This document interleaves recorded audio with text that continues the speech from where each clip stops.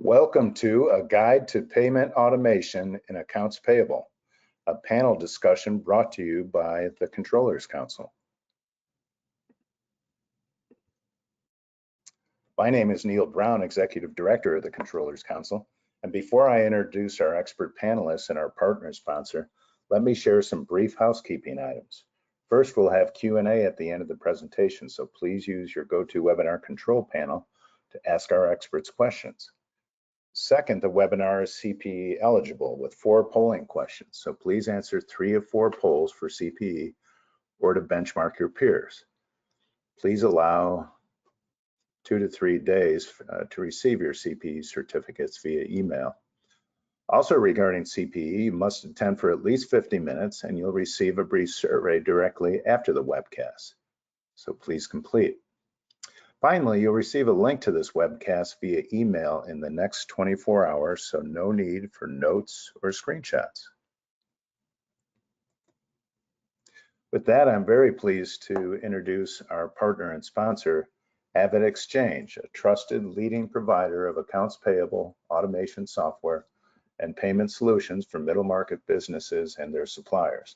AvidXchange's software as a service based and end-to-end software and payment platform digitizes and automates the AP workflows for over 8,000 buyer customers and has made payments to more than 1.2 million supplier customers over the past 5 years.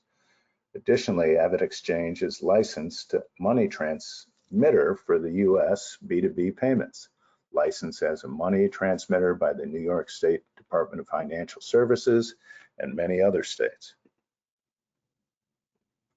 So with that, I'm very pleased to introduce our presenters and subject matter experts, Danny Gasaway and Wayne Richards. Danny is the Senior Product Marketing Manager for AvidXchange, based in Charlotte, North Carolina. And a little tidbit, Danny cycled for 4,200 miles from Seattle to Washington, D.C. to raise money for people with disabilities. Welcome, Danny. And Wayne is, yes. I hope you're not tired from that bike ride. That was probably years ago though, right? It was, good call. Okay. Wayne is Senior Manager of Sales for AvidXchange and based in Huntersville, North Carolina, by way of Chicago and Illinois State University, where 2 of my children graduated. Go Redbirds. Wayne, welcome. Redbirds, thank you. All right, well, with that, I will turn it over to you to take it away. All right, thanks again for the intro. Before we get started, just high level what we'll be going through over the next hour or so. We've got this broken up into a few sections. So first, we're going to get into why people are moving off of check, the dash for digital and what that looks like, before getting into real-time payments, how to evaluate electronic payment technologies, and then finally an overview of AvidXchange and how we can help with all this. So you can jump to the next slide, Neil. So the business world continues to move away from paper checks. More and more that companies are preferring more modern payment methods for a number of reasons, which we'll get into right now. Since 2004, B2B payments made by check has dropped from 81% to lower than 33%, and that's just as of 2022, so we know that number's continued to drop.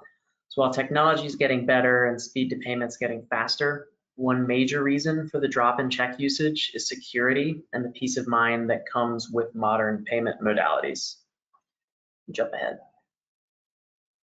So looking specifically at check fraud and the increase there, given the pervasiveness of check fraud today, businesses are really moving hard away from paper checks. So since the pandemic, the U.S. Treasury Department has reported a 385% increase in check fraud. Stories are in the news all the time, you can't escape it, including a piece in June from the New York Times titled, "We Can't Stop Writing Paper Checks. Thieves Love That." So fraudsters are targeting everyone from bakeries to college students to businesses just like yours. The pervasiveness of check fraud was underscored in our recent B2B payment security study with the Institute of Finance and Management, where we learned that more than 3/4 of organizations experienced payment fraud in the past calendar year, with checks accounting for the largest share of related financial loss. And those losses range from less than $50,000 to more than $1 million. To avoid the costly repercussions of check fraud, organizations are turning to digital payment methods. You can jump ahead, Neil. So poll question number 1, has your organization been victim of check fraud attacks or attempts? So please use your GoToWebinar control panel to answer, and we'll give you a few seconds. First of 4 polls, answer 3 of 4, or not going for CP, answer to benchmark your peers.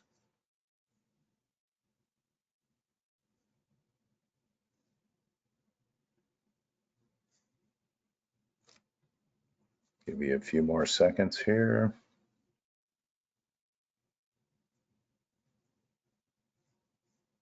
And voting has slowed down to a crawl. So I will share results. Wow. Did you want to talk about this result, or?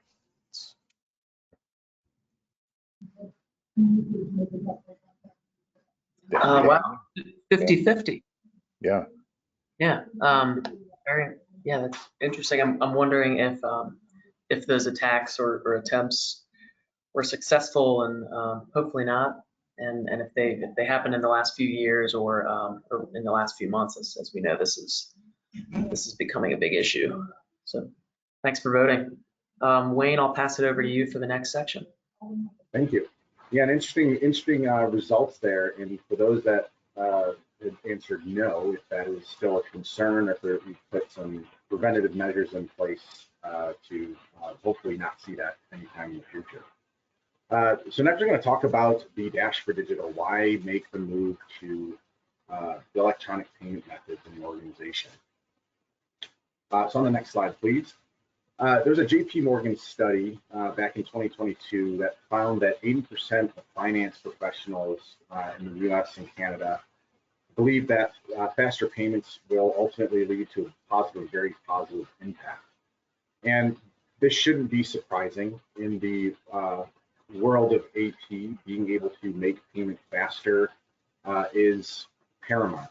Everyone is looking for a better way to maybe negate the U.S. Postal Service just to get payment to someone on time, and you can take advantage of early pay discounts, or just knowing that the payment's going to be delivered there, so you don't have to follow up and see if payment was received or did it get lost on someone's desk. And the other side is when we look at our personal lives, think about the last time that you had to write a check. It's very uncommon anymore.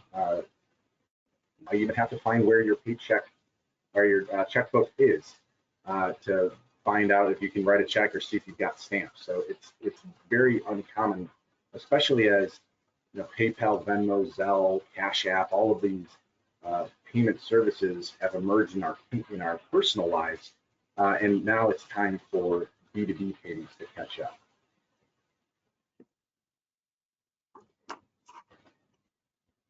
So last year, AvidXchange did a survey with 500 financial executives in the mid-market space, and simply just asked them what's the typical payment method and their payment breakdown when making B2B payments. You can see up on top here, real-time payments was number 1. Typically, we see that through like maybe the bank offering some type of real-time payment method. Credit card is still very large and offers some really great flexibility on payment terms. Certainly it's what we use in our personal lives. ACH and wire transfers are pretty static there, are pretty similar. And then they all kind of trickle off into digital wallet. We'll get into what that means. Check is still pretty prevalent in those surveyed, although they've adopted far higher electronic payment modalities. And then you see the last little bit there, virtual card, FedNow, which is fairly new and unique. And then other, which is just a myriad of other different options to make payment to their suppliers.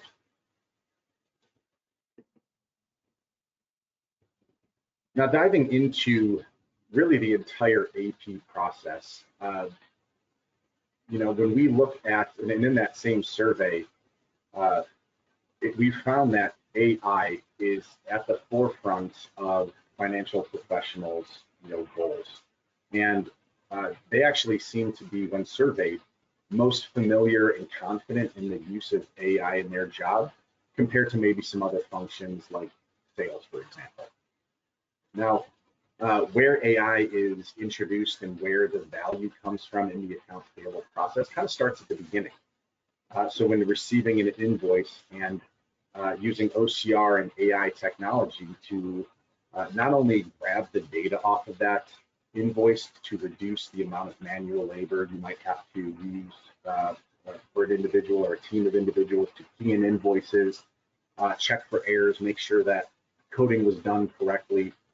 AI is a big assistant in that process, making sure that the data capture performed well, fixing any errors, learning every time that there's a correction that needs to be made, and then being able to check for coding errors and making sure quantities and things like that off of the invoice were entered correctly. That flows into another piece of the invoice ingestion process. Oh, sorry, previous slide, please. On PO matching. So being able to take that invoice and automatically match that to a purchase order. And what I hear from clients where they're really looking for help is the time that it takes to validate what was received, what was on an invoice, what should they be paying, making sure quantities match, making sure that the price per item matches what the purchase order said. So a lot of human intervention that could be solved through the use of AI. And lastly, on this slide, we talk about AI-driven workflows.